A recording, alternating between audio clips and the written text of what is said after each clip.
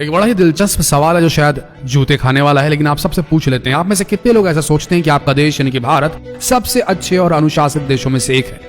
आप भले चाहे कहीं से भी हो, लेकिन आपके दिल का देश प्रेम जो है वो इस प्रश्न का उत्तर चिल्ला चिल्ला कर देगा कि भारत ही सबसे अच्छा देश है, भारत ही सबसे अनुशासित देशों में से एक है। पर अगर आप लॉजिकली सोचे तो हर देश को अभी तक कुछ न कुछ सीखना बाकी रह गया है। तर्क से सोचे तो वाकई में कुछ न कुछ हमारे देश को बाकी रह गया है, जिसमें अभी भी बेहतरी की जरूरत है।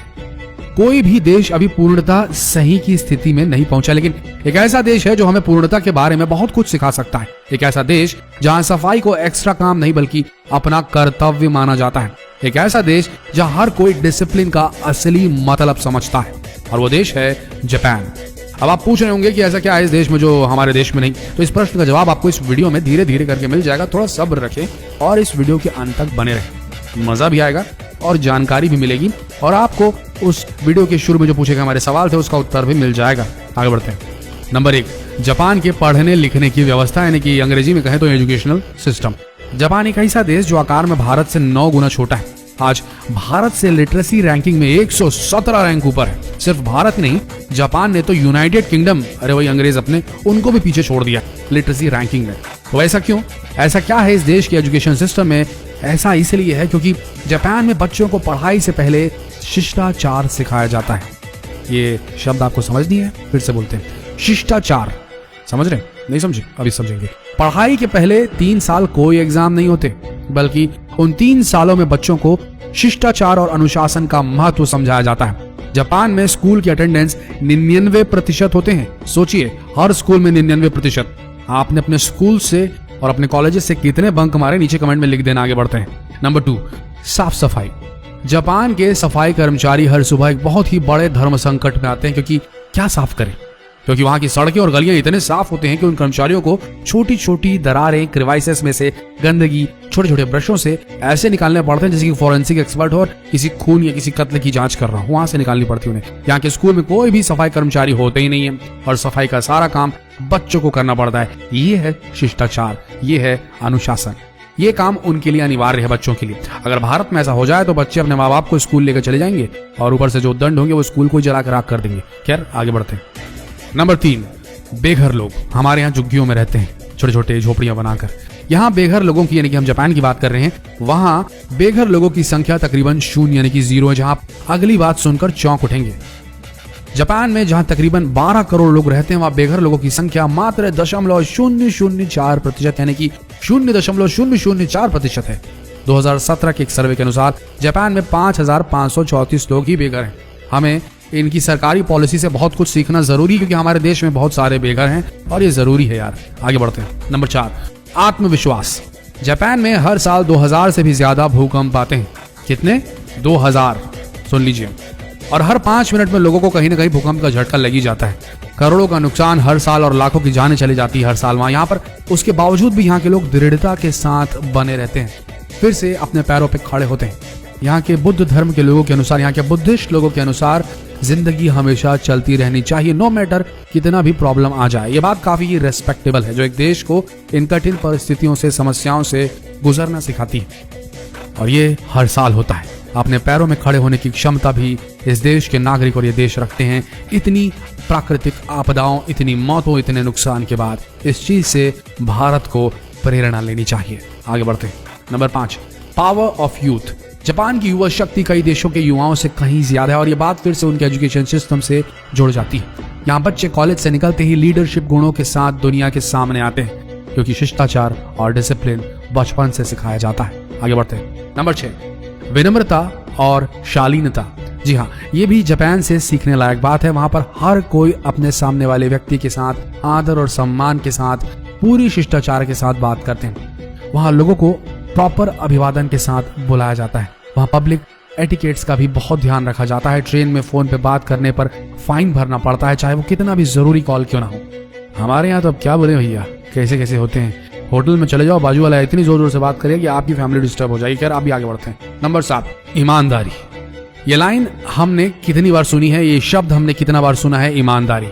इस शब्द का असली अर्थ हमें जापानीज लोगों से सीखना चाहिए। वहां हर कोई अपने से पहले दूसरे आदमी का सोचता है, और हमारे यहाँ पहले अपना सोचो, अपना काम बनता तो जनता का क्या होता है वो आप समझ लो ना। आगे बढ़ते हैं। और इसी सोच के साथ आती है ईमानदारी। चाहे वो रोड पर गिरा सिक्का ही क्यों ना हो, वहां का हर व्यक्ति पहले उसे पुलिस स्टेशन में जमा कराता है और उसके ऑनर को ढूंढने की कोशिश भी शुरू हो जाती है। इतनी ईमानदारी। खैर आगे बढ़ते हैं।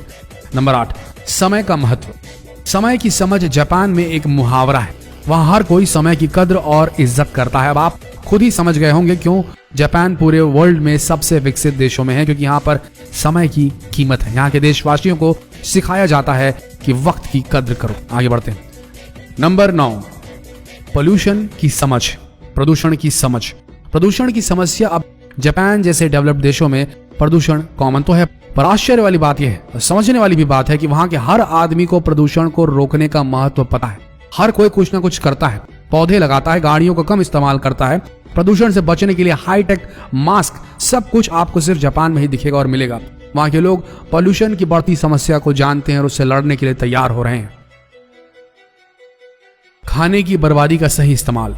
फूड वेस्ट का सही इस्तेमाल, फेंके गए खाने का इस्तेमाल तो कोई जापान से सीखे। वहां के फूड वेस्ट का प्रयोग किया जाता है मैन्योर यानी कि खाद बनाने के लिए। अब जाहिर सी बात है, आप जहां से भी क्यों ना हो, खाने की बर्बादी पूरी तरीके से मिटाई नहीं जा सकती, लेकिन जापान की तरह आप भी उसे किसी अच्छे काम में इस्तेमाल करें तो सराहनीय होगा। वहां की वेस्टेज खाने की खाद बनाई जाती है जिससे वापस जमीन से अनाज उगाया जा सके। इससे अच्छा क्या होगा। आगे बढ़ते हैं।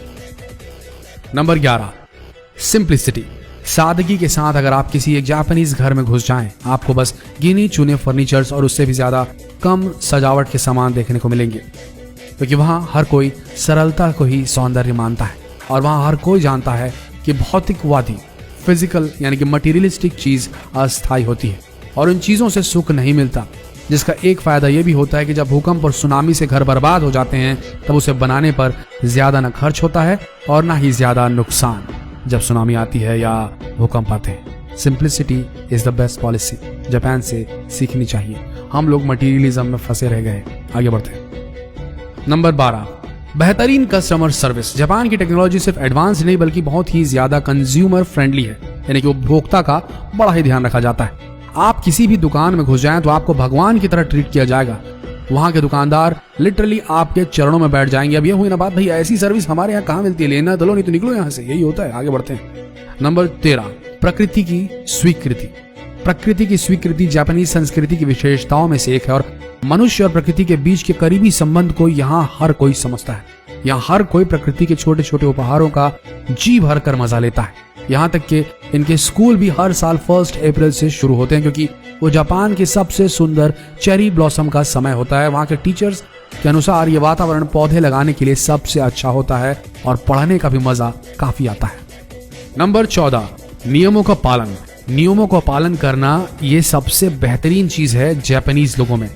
नियमों का आदर करना यहाँ के बच्चों को स्कूल के 3 सालों में अच्छे से समझाया जाता है। ये गुण यहाँ के बच्चे बूढ़े होने तक याद रखते हैं और नियमों का पालन करते हैं।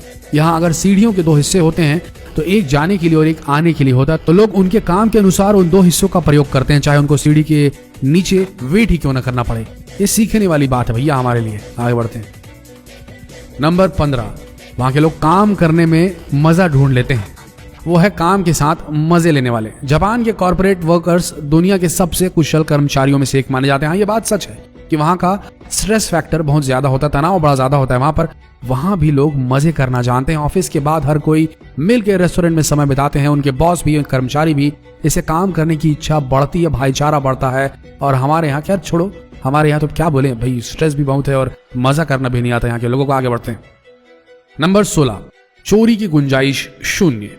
आपको पहले ही पता चल गया होगा कि जापान के लोग काफी ईमानदार होते हैं, लेकिन ये अगली बात सुन के आप चौंक जाएंगे। क्या आपको मालूम है कि जापान के सुपरमार्केट जिसमें कोई दुकानदार होता ही नहीं, वहां के सारे काम वेंडिंग मशीन्स करती हैं।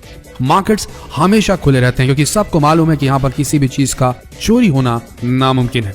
ये बात सुन के भारतवासियों को काफी अलग फील हो रहा होगा, क्योंकि हमारे यहाँ बड़ी चोरियां होती हैं यार, क्या करें। इसका आगे बढ़ते हैं। नंबर 17, परिवार के साथ अच्छे समय बिताने का महत्व समझते हैं जापानीज। जापान का न्यू ईयर काफी इंपॉर्टेंट फेस्टिवल है। अगर आपने जापान में कभी न्यू ईयर नहीं मनाया तो आपको बता देंगे, आपको सड़कों पर कोई भी लोग नहीं दिखाई देंगे। पता है क्यों? क्योंकि न्यू ईयर के दिन सारे लोग अपने परिवार के साथ होते हैं और वही न्यू ईयर मनाते हैं। वहां सब समझते हैं कि परिवार एक व्यक्ति के लिए सबसे सुंदर उपहार है। इससे अच्छा और क्या हो सकता है। अगर हम ये सारी चीजें सीख लें जापान से तो इससे हम छोटे नहीं हो जाएंगे। भारत एक विशाल और बड़ी ऐतिहासिक परंपराओं वाला देश है, लेकिन हमारे अंदर भी लूप होल्स हैं, हमारे अंदर भी छेद हैं, हमारी सोसाइटी भी उतनी एडवांस नहीं है, उतनी परिपक्व नहीं हो पाई है अभी। लेकिन परिवार का महत्व समझना इस देश के, भारतवर्ष के सभी लोगों को जरूरी है।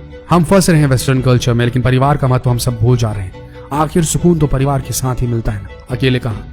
जितना हो सके इस वीडियो को शेयर करें और अपने दोस्तों से सवाल पूछें कि क्या हम सबसे अनुशासित, सबसे अच्छे देश में रहते हैं, और अगर नहीं रहते तो ये हमारी जिम्मेदारी बनती है कि इसे सबसे अच्छा, सबसे अनुशासित देश बना सके।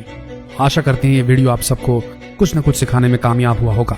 जितना हो सके इस वीडियो को शेयर करें और इस पेज को अब तक फॉलो नहीं किया हो तो अभी तक फॉलो करें। मिलते हैं अगले वीडियो में, तब तक के लिए आप सबका धन्यवाद।